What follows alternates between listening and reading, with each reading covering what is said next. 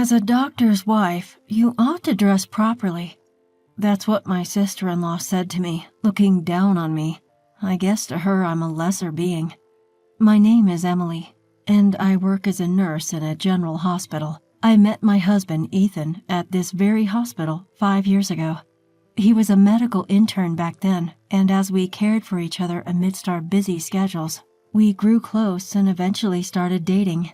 Although we often couldn't find time to see each other due to work, after 5 years of dating, he proposed to me this year.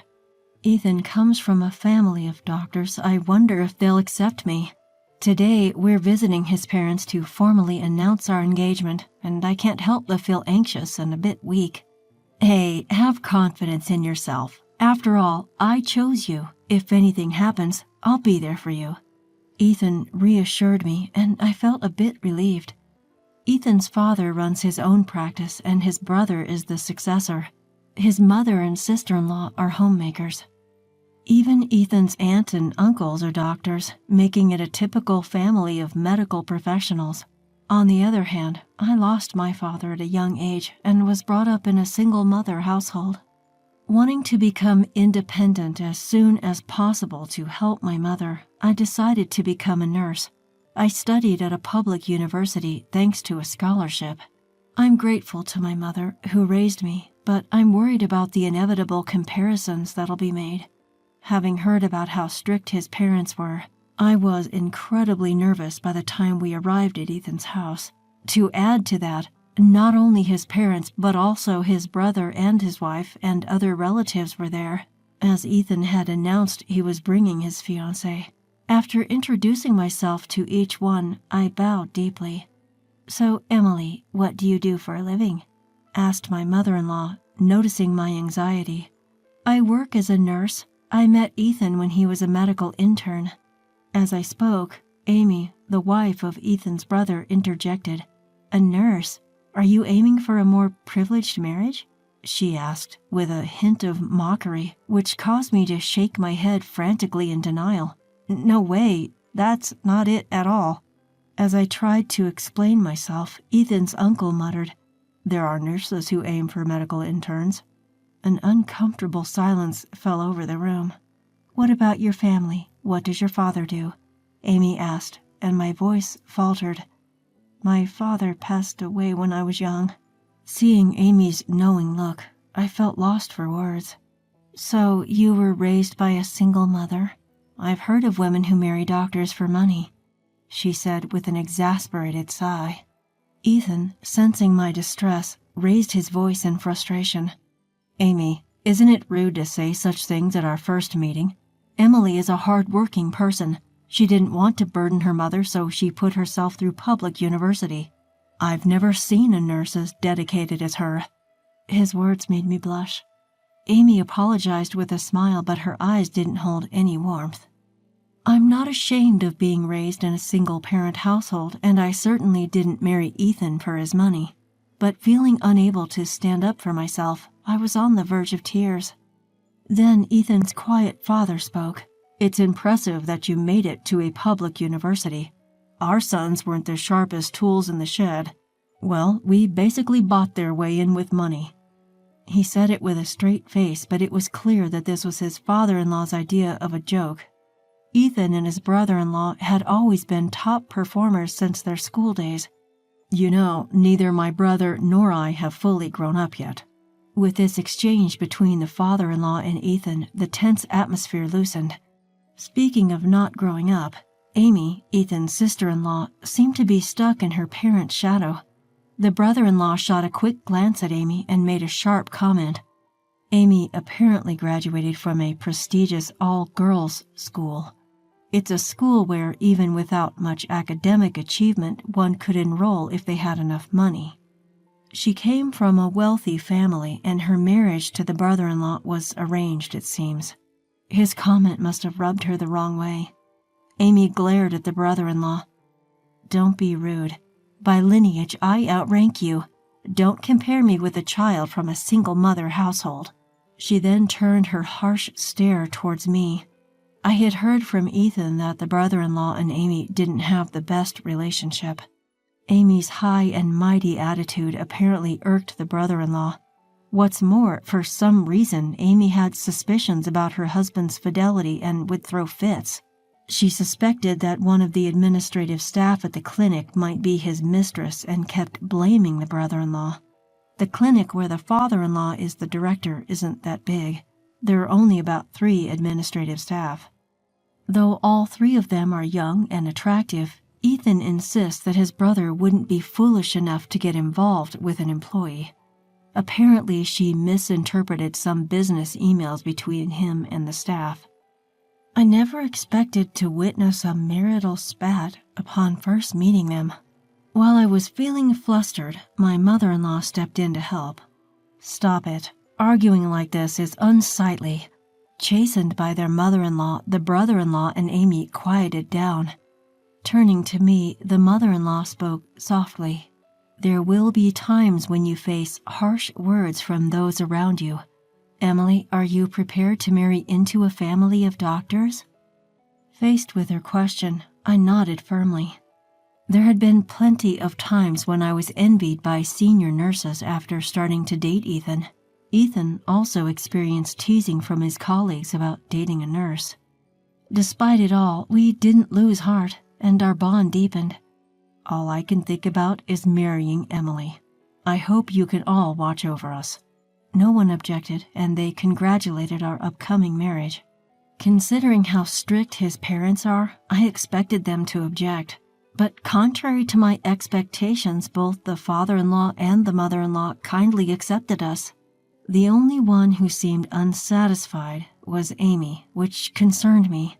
With a successful completion of our marriage introduction, we got registered. Our relationship didn't change just because we got married. The one thing that changed was the frequent invitations from Amy. "Let's go shopping tomorrow. I'll teach you how to dress appropriately as a doctor's wife." Amy often used the phrase, "doctor's wife." I was initially surprised at her invitation to go shopping, especially after her condescending attitude at our first meeting. But observing her, it seemed like she wanted to assert her dominance over me. She would buy and flaunt clothes that were beyond my pay grade. Even today, as we went to the boutique, Amy was buying loads of branded clothes. Seeing the amount, I couldn't help but marvel at how much her husband was earning. "I've told you before, why don't you quit nursing? Supporting a busy doctor husband is the wife's duty, isn't it?" While having tea after shopping, Amy chimed in. Here we go again, I thought. She keeps telling me every time we meet that I should become a homemaker.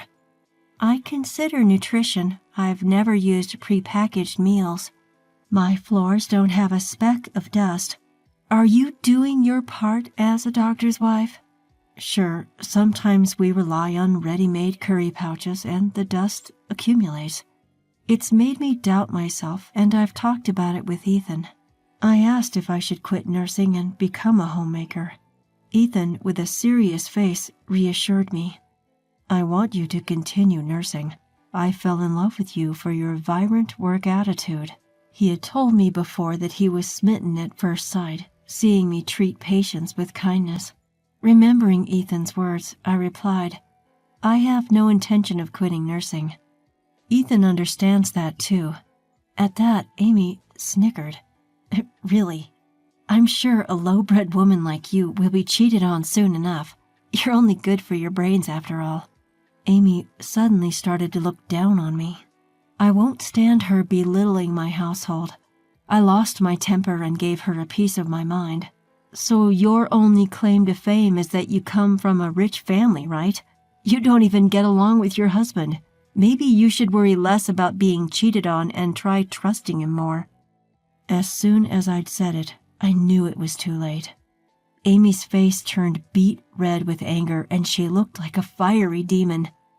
"How dare you? A woman like you doesn't belong in this house." With that, Amy stormed off. When I told Ethan what happened, he burst out laughing. "You told off my annoying sister, good. She'll cool down after a while." I had regretted what I'd done, but now I felt better. In fact, I was even a little relieved that the invitations to go shopping and tea had ceased. You know, Amy always acts so high and mighty in every boutique. Is she a regular customer or something? Ethan shrugged it off, saying she just loved shopping, but it was on my mind. Hello, I've got something I want to ask. I dialed up a friend. I thought the next time I would see Amy would be months away, at New Year's, but mother-in-law contacted me the next day about a dinner party. Father-in-law was turning 60, and she invited us to celebrate with a high-end sushi meal. The thought of seeing Amy was unpleasant, but I wanted to celebrate father-in-law's birthday. I figured she must have forgotten by now, and I was looking forward to dinner. When I arrived at the restaurant, I saw brother-in-law and his wife approaching. As soon as Amy spotted me, she marched right over, her face stern. Why are you here? Didn't I say you don't belong in this house? Brother-in-law and Ethan hastily tried to calm the aggressively confronting Amy. You better remember what you said. How dare a poor, low-bred woman like you talk back? Amy's anger continued to escalate. People like you, raised in a single-mother household, are considered lower class. I absolutely refuse to dine with someone of your status. Get out. Brother-in-law looked exasperated as Amy caused a scene right in front of the restaurant. Then a cold voice echoed through the commotion. Then go home, you, came a frosty voice. It was mother-in-law. She must not have expected mother-in-law was watching. Huh? Amy murmured softly, glancing over her shoulder. I'm terribly embarrassed by this spectacle outside the store. Mother-in-law's words were met with nods from everyone present. I only argued back because Emily was being rude. I support my husband so much. Amy seemed to go into hysterics, her voice rising again. It's Ethan's fault for bringing such a low-status woman into the family in the first place. Divorce her, even now. Her words were utter nonsense. Naturally, Ethan wore a bewildered expression. Please, don't get more hysterical than this. It's your fault. You insult my education. The fight between brother-in-law and Amy had officially started. Mother-in-law intervened once more. I had planned to ask about this later, but if you're going to make such a fuss, I'll ask now. Amy, you're hiding something, aren't you? At mother-in-law's words, the arguing voices instantly went silent. Hiding something? What do you mean? Amy's voice trembled slightly, though she was trying to stay calm. Emily told me about your shopaholic tendencies. Amy's face turned ashen. You always talk about a certain department store. One of my friends works there. She had been puzzled about Amy's ability to buy so many brand-name clothes. At first, she thought brother-in-law was very open-minded. But would he really let his wife, with whom he didn't get along, freely make such high-priced purchases? Something seemed off. She thought that maybe Amy was receiving an allowance from her wealthy parents. But Amy had proudly claimed that since marrying brother-in-law, she had never asked her parents for money. According to Ethan, brother-in-law was indifferent to money and let Amy handle his salary and savings. Perhaps that's why Amy had free rein to spend. According to mother-in-law's friend, Amy was a frequent shopper at the store and would sometimes spend hundreds of thousands in a day. But her attitude was so arrogant that the staff found her annoying. Also, Amy, aren't you cashing in on a family credit card? This was just a guess, there was no proof. But it seemed to hit the mark as Amy turned even paler. How did you... She had figured Amy, with her lavish spending habits, was also borrowing money. You don't even understand the value of money, yet you flaunt your power around town. Don't you feel ashamed as a doctor's wife? Amy was rendered speechless by mother-in-law pointing out her shopaholic tendencies. The staff has also complained about your haughty attitude. Even father-in-law, who had been silently listening, couldn't bear it any longer. Amy would wait until father-in-law wasn't around, then visit the clinic to complain about poor cleanliness and scold the staff. The way she treated the 3 office clerks she suspected of having an affair with her husband was appalling. She even demanded that they quit, if they had the audacity to flirt with him. Upon learning the real situation, her father-in-law feared that the staff would quit if things continued this way. When my brother-in-law discovered that she had been squandering money, he was livid. "How much did you borrow? Tell me everything." Amy just stood silent, not even bothering to apologize. Seeing this, her husband's patience snapped. "You high and mighty woman, I want a divorce. Pay back all the money you've spent." Amy, who didn't expect a divorce, desperately pleaded that she didn't want to split up, but nobody, not her in-laws, nor her husband, nor Ethan, was willing to listen to her. Then she turned to me with a plea in her voice. "Emily, as a fellow wife, you understand how I feel, right?" I couldn't help but laugh at her audacity. "Are you asking for help from a woman you've always looked down on because of her social status? Why don't you ask your wealthy parents for help?" After I bluntly told her off, Amy's head dropped in defeat, and so Amy and her husband decided to get a divorce. Even when she handed in her divorce application, Amy was still causing a fuss. Eventually, her parents came to take her back home.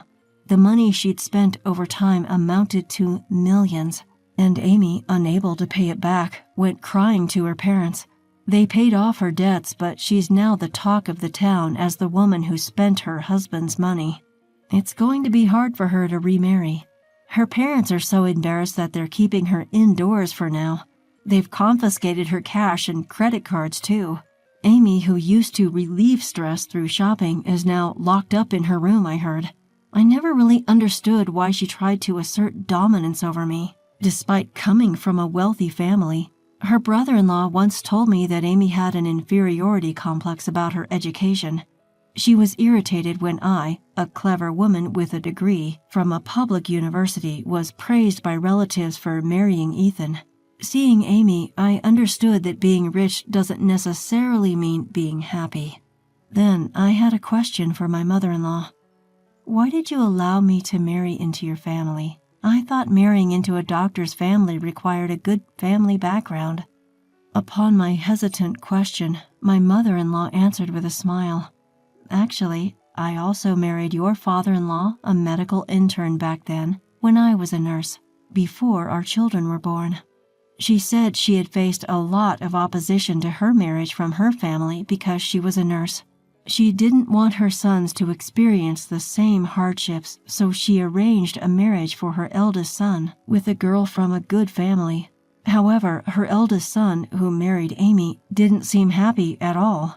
He looked more like he was tired of married life.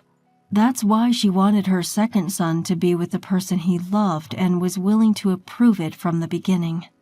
It was a surprise when my second son brought home a nurse. It seems blood doesn't lie, huh? My mother-in-law and I shared a chuckle. From then on, I worked as a nurse in my father-in-law's clinic. I guess he hired me because he liked the strength I showed by not letting Amy's nasty comments get to me. My salary is higher than before, and working close to my beloved family makes me feel really blessed.